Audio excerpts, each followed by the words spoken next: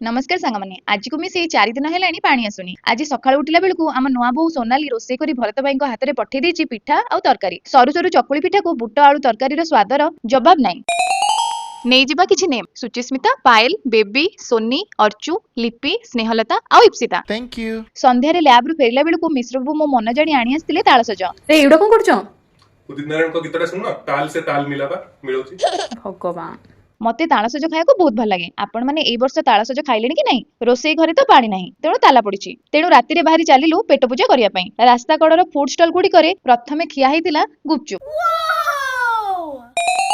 तापरे देखिलु एटी गोटे नुआ जिंस बेंग भलिया फुलिबा पारुटीर पेट को काटी ता भितरे चॉकलेट लिक्विड देई ता ऊपर चॉकलेट चिप्स देई कोन गोटे दउतिले जहाकू क्रॉइसेंट ना कोन गोटे कहउतिले आ एटाकू खाई टिके धनी धनी फील होतला जेते जहा खाइले भी मिश्र बाबूंकर प्रथम पसंद पूरी आ आलू मटर तरकारी परिशेष रे टिके जूस पी बेकरी रे केक धरी राति अधरे जाई पहुंचिलु नुआ बो सोनाली आ भरत भाईଙ୍କ घरे कारण आज थिला तांकर प्रथम विवाह वार्षिकी भगवान तांकर वैवाहिक जीवन सुखमय करंतु।